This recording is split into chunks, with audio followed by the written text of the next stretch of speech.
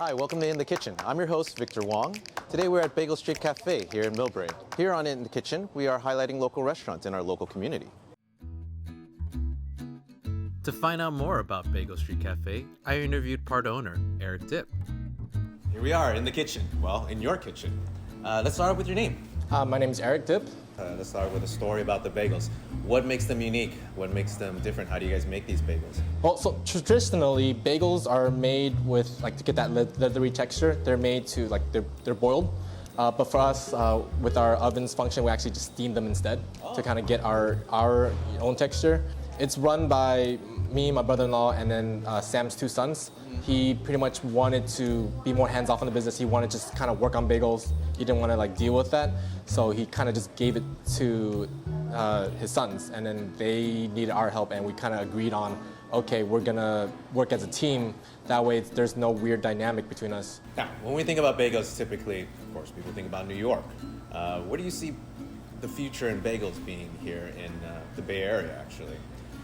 Well, I mean, kind of with how the world is, everything's always getting mixed. Of course, New York's always going to be the place for bagels. However, people are going to believe that you don't have to always go to New York just to get the original taste.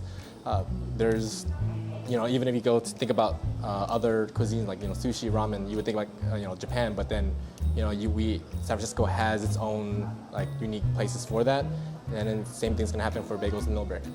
How long has Bagel Street Cafe been here? I believe this store has been here for about 20 years. Before that, I believe it was called Buddy's Bagels. And then once Sam took over, he was able to rename it as Bagel Street Cafe. Now, when most people eat bagels, from what I've known in the past, it's usually lox in bagel, right? Cream cheese. And that seems to be the norm in New York and the East Coast. What is the trend here? What do people like to get? Ooh, they love the breakfast bagels. Everyone likes to mix it up, but for breakfast bagels, there's always varieties. We can never tell what's the most popular meat, what's most popular cheese, so we always try to offer everything to our customers.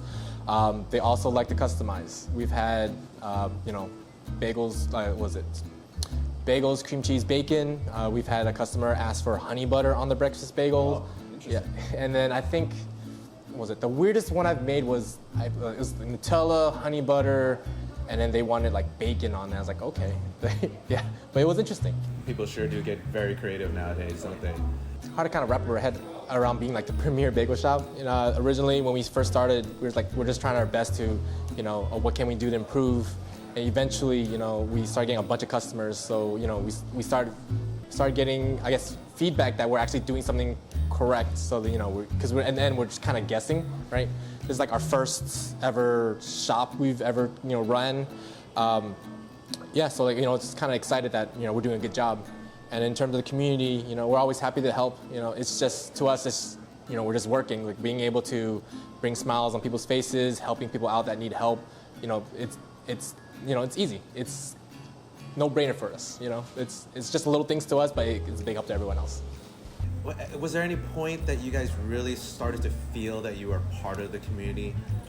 It's kind of hard. It's kind of hard to pinpoint when, but I guess it's when we start recognizing faces. People that are happy to see us. We always try to talk to customers and everything, but it kind of really makes us feel like we're part when they are happy to come in. They're excited to see Sam. They know us by name. It's awesome. Now, as we all know, we've been through some pretty rough times lately. How did you guys survive? What did you guys do to get through? We were worried how things were gone. When it first started, customers are gone. Our sales dropped by 50%. However, we still had people coming in. People that still believed in us were willing to come in. They bought gift cards, not expecting to spend it anytime soon. Our employees, they were always, they stuck with us. Luckily, we had their bags, they had ours. We started operating on DoorDash, Uber Eats. We just kind of started putting a lot more emphasis on that because we knew that's where everything is going to be. Do you have any messages you'd like to give out to the community? Anything that you'd like to say to everyone? Well, I just want to thank them. They've been really supportive throughout the whole pandemic. Even though they were scared, they came out and supported us. They ordered through delivery apps. They've called us. They've even told us they love our bagels. It's very great having their support. and it's been great serving them. That's awesome. I think it goes both ways, and we want to thank you for continuing with these great bagels, and you're still around to continue giving us these bagels. No problem.